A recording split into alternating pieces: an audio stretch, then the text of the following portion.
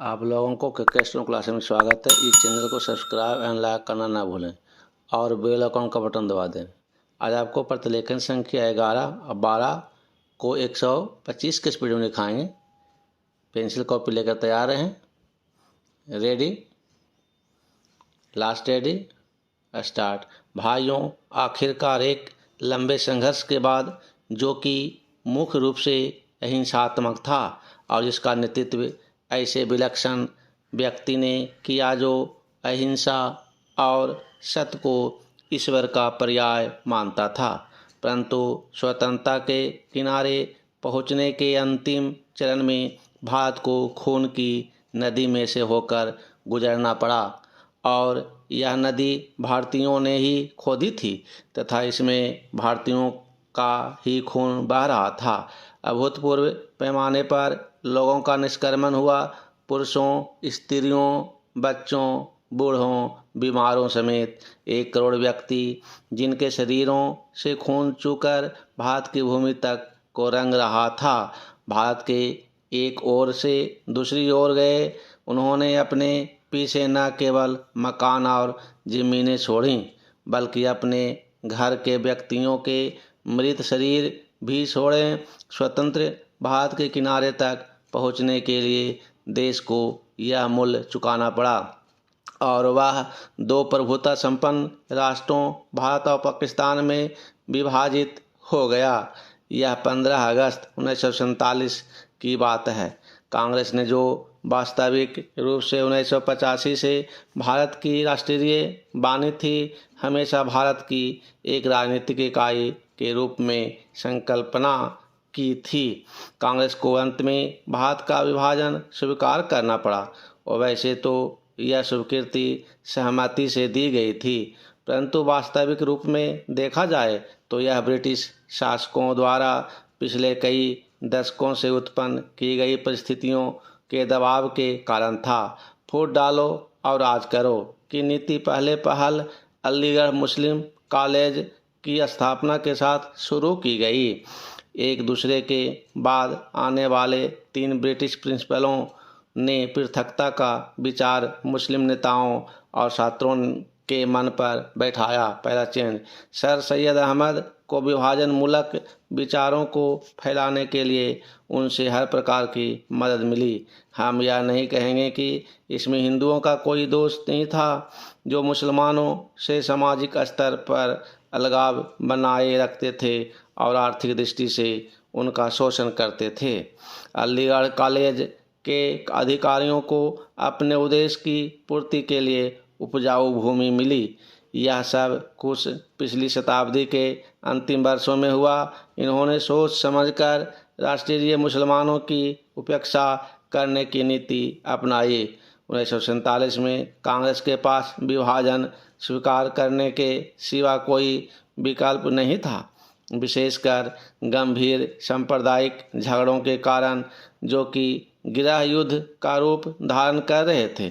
जिन्ना ने यह सुझाव भी दिया कि सांप्रदायिक आधार पर आबादी की अदला बदली की जाए। शायद वह बेहतर समाधान होता, क्योंकि इससे शायद वे क्रूर कृत्य न होते जो बहुत लंबे काल तक पड़ोस में रहने वालों के साथ उनके पड़ोसियों ने किए।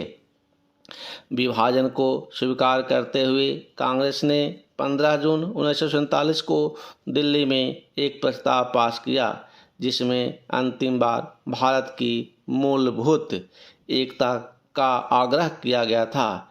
इसमें कहा गया था, पिछली 2 पीढ़ियों के श्रम और बलिदान की नहीं, बल्कि भारत का विस्तृत इतिहास और परंपरा भी इस मूलभूत एकता की साक्षी है। प्राचीन भाइयों, भूगोल, पर्वत और समुद्र ने भारत के स्वरूप का निर्माण किया है।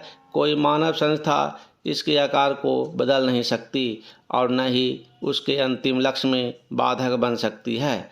आर्थिक परिस्थितियों और अंतर्राष्ट्रीय मामलों की लगातार मांगों के कारण भारत की एकता और भी आवश्यक हो गई है।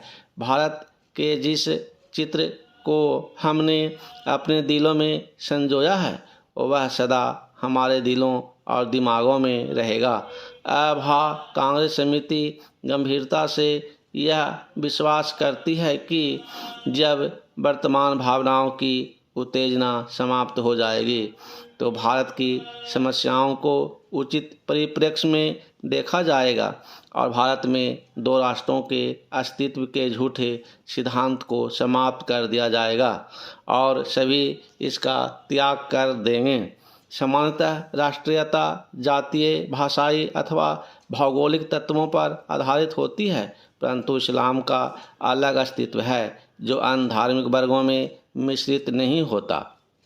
55 वर्ष की स्वतंत्र धर्मनिरपेक्ष राष्ट्रीयता के बाद आज भी कई जिम्मेदार मुस्लिम नेता दावा करते हैं कि मुसलमान अलग राष्ट्र है। पैराचीन एक जिम्मेदार दल द्वारा इतने अधिक करुणाजनक और आत्मभ्रामक प्रस्ताव की कल्पना भी नहीं की जा सकती जितना कि अभा कांग्रेस समिति ने 15 जून 1947 को पास किया था।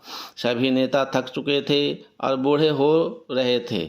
आदर्शवाद की जिस ज्वाला ने उन्हें 26 वर्ष पूर्व प्रेरित किया था उसका जोश ठंडा होने लगा था।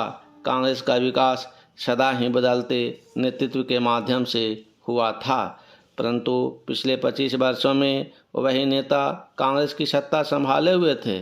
उनके व्यक्तित्व और उनके त्याग से उनको जो ख्याति प्रदान की थी, उनको जो बल प्रदान किया था, उसको कोई युवा नेता चुनौती देने का साहस नहीं कर सकता था।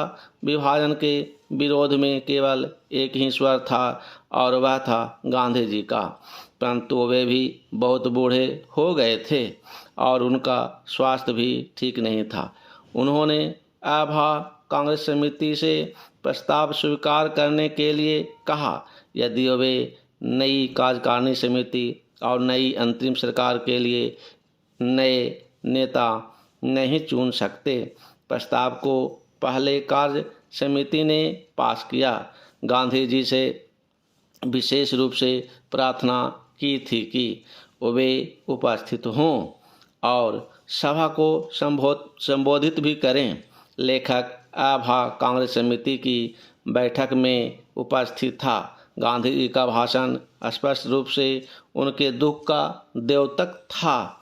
उन्होंने कहा कि उनके विचार सर्वविदित हैं, फिर भी उन्होंने अभा कांग्रेस समिति को प्रस्ताव पास करने की सलाह दी। उन्होंने कहा कि अभा कांग्रेस समिति को इसे रद्द करने का अधिकार है, परंतु किसी ने इसका उत्तर नहीं दिया। उस समय ब्रिटेन भारत से चले जाने के लिए और अपनी साम्राज्यवादी धाक छोड़ने के लिए बहुत उत्सुक था। अब यह बोझ उनके लिए बहुत भारी हो गया था। एशिया के राजनीतिक पुनरुत्थान की उठती हुई लहर को नियंत्रित करना था।